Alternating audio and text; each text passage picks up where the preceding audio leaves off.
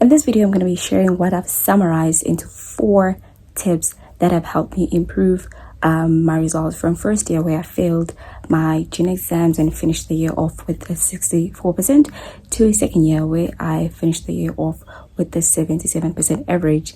And I did this in 4 steps, which was surrounding myself with the people that have the same mindset that I do, was using my passion, being able to build systems instead of goals, and lastly was being able to improve my health. And I'm going to be expanding on this later in the video, so I want you to stay tuned.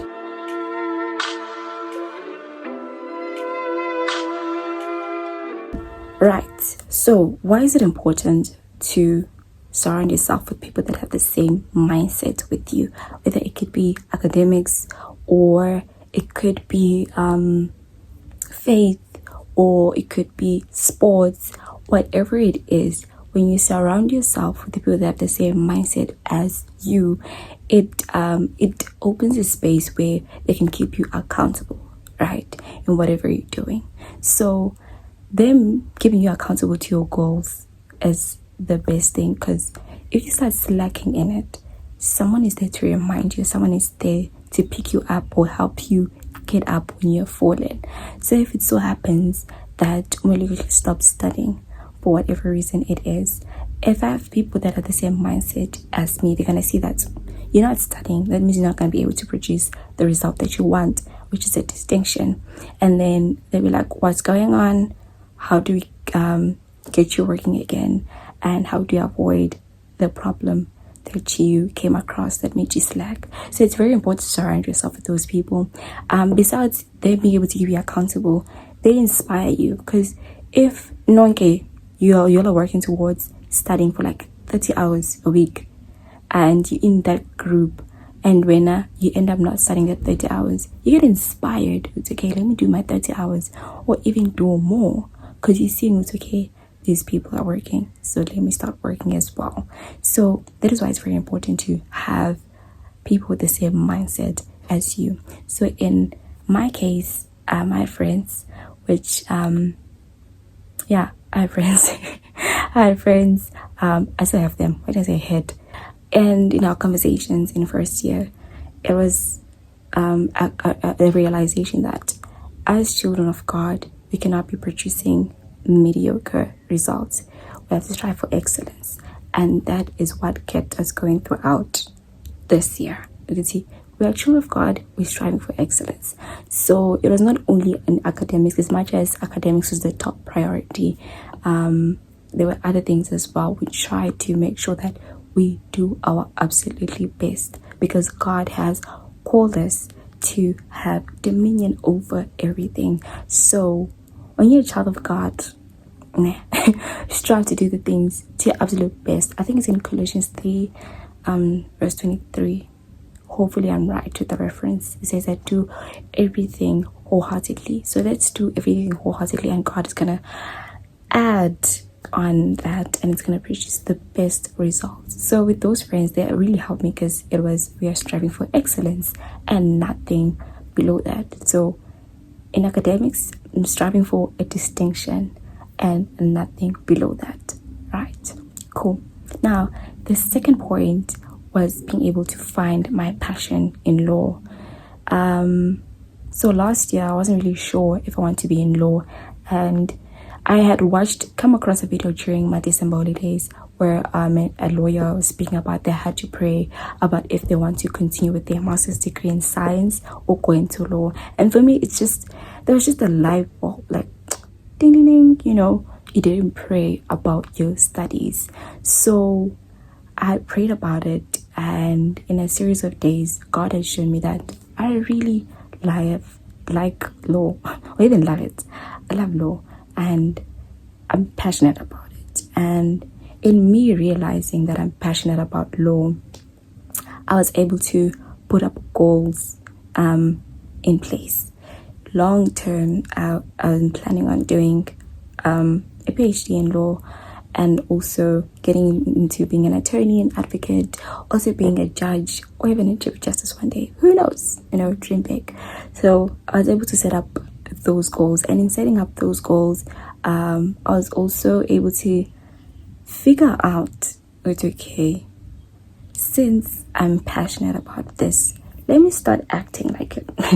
Let me make it my brand, my brand. And by making my brand, I was just like, Shabangu is going to be a professor, so it's Professor Shabang from now on. That's what I told myself. No, Advocate Shabang from now on. No, Justice Shabang from now on. So when you find your passion, make it your brand if you can. Don't idolize it. Okay, but there is a line between idolizing your thing and making it your brand. Don't put it above God. Don't do that.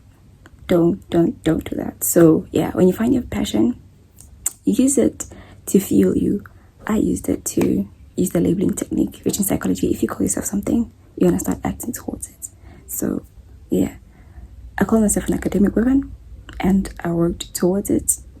And I was an academic. I am an academic. Let me not use past tense because I still have to be an academic woman. So yeah, call myself a distinction student. And I was a distinction student at the end of the year. So always find your passion. And in finding your passion, don't just find it and just find it.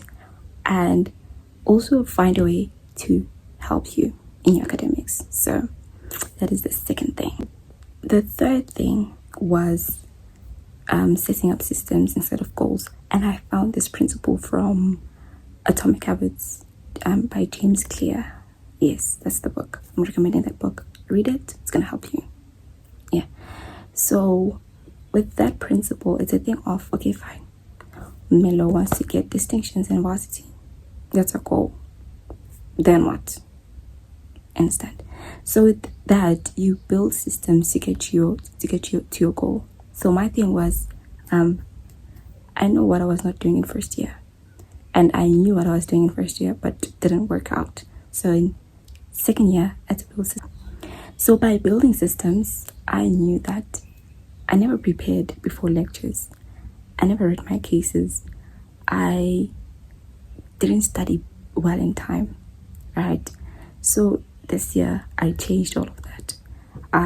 In first semester, I came to school like 2 weeks before school started, or like 3 weeks, I'm not sure.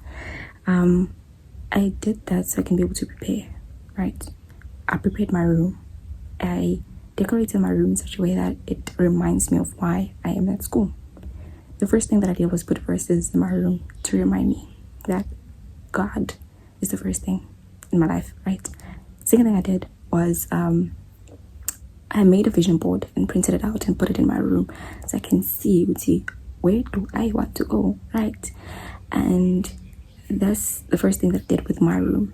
And another thing was getting all the stationery that I needed. Got stationery, and then I was able to print my cases out and file them according to each module, because I had 3 law modules. Yes, so for each law module, there was a file. I printed out the case law, printed out the course outline. The course outline is your best friend. Course outline is your best friend, dog. Like, yeah, 1 hour textbook, nan. Course outline is your best friend. But the course outline only works if the lecturer has learning outcomes for revision. The rest is just for you to stay organized. Yeah, so that was that with the preparation phase. Another thing that I did with the systems was knowing that I had to prepare before lectures, right? And with preparing for lectures, sometimes it didn't work, sometimes it worked out. And that's the beauty of having systems. You can review your systems and see that they don't work or they work. I realized that I couldn't always prepare before lectures. So what I did was pay attention in class. So yeah, pay attention in class. After class, I would ask a classmate if they have any notes. They will share their notes and I will use them. For tutorials as well. If I couldn't prepare for a tutorial, I would speak to a classmate, like, okay, what do you have, girl? Cause I need some. And then they would share and I would use those and I'll review it and I'll make my own notes, or I'll rewrite my tutorial and correct it later on. So with your systems, build what you know is gonna work. So with me, I knew it's okay. First thing was being organized, so I learned to be organized. Another thing was prepare for lectures. Another thing was studying. I couldn't study like 3 weeks in advance or like 2 weeks in advance. But that changed this year. I realized that I was studying the wrong way. Like I needed to study in advance, but I was studying the wrong way last year. So I changed that into using question papers, or not question papers, course outline. If the course outline is not there, Quizlet is there. If it's not Quizlet, you can find other places to get your quizzes online. So systems, they can be reviewed and you can use them. And that is how I was able to get to where I was with that in terms of building systems. So I achieved my distinctions by knowing that I had to do 1, 2, and 3 and doing it. Sometimes it doesn't always work, honestly, and I guess there is beauty in that, because you work around it, and sometimes you really have to let go of things, of the way of doing things sometimes, and you have to find new ways. So always be ready to build your systems or refine build new systems or refine the ones that you already have, right? Another thing was improving my health. So exercise, I know like these are like your most obvious points, but exercise is really, really, really important. Exercising, eating 3 meals a day, and those 3 meals now they have to have the appropriate nutrients. You can't just have 3 meals and it's just quotas, it doesn't make sense. And drinking your water, getting adequate sleep. Sometimes you won't get your sleep, but try. Do try. And another point on health was taking care of my mental health. So at Vits we have CCDU, and I used CCDU. So if you're a Vits student, please make use of CCDU. It helps. It has helped me when I've had mental breakdowns because things were not working out. Like I was so overwhelmed. So CCDU is your best friend. Or you don't have anyone to talk to, or if you have people to talk to, but like they're not doing the things for you. So CCDU is always there and they can help. I think that's all. In terms of my studying, I don't know, how I studied is different for each module. So that's another thing. Your study methods won't be the same for every module. So for psychology, I had to make notes. I never made notes for psychology. So I had to make notes because it's very theory based and there are a lot of theories. Because I remember in personality there are like 8 theories or like 6. Yeah. And with all those theories, you learn the background, you learn what the theories are about and how they've evolved and their criticism, their advantages, all of that. So I knew with psychology, it's a different study method. Making notes, having questions, using Quizlet, using mind maps to summarize. And then for my law modules, it was different. It was answering word questions, like problem solving. So with that, it's something you have to practice and get really good at. So I knew it's okay. Lana, it's past papers. I have to do past papers for me to be able to perfect my writing skills and to perfect how to read the questions, because the questions will be different and there are keywords there as well. So you have to realize, okay, if they ask a question like this, I have to answer it like that. And that only gets better through practice. So yeah, those are my tips.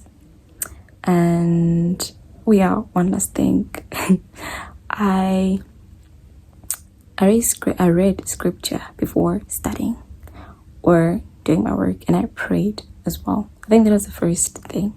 Always involve God in whatever you're doing, and that means praying in the morning, afternoon, praying during your study breaks, when things are not working out, because that's what I did. Like if I couldn't understand a topic, like go outside or like go to a secluded space, like, God, I understand, please help me out. And thank you guys for tuning in. If you guys have more questions leave them in the comments, because I don't have socials anymore. I can't say DM me. Leave them in the comments. Bye.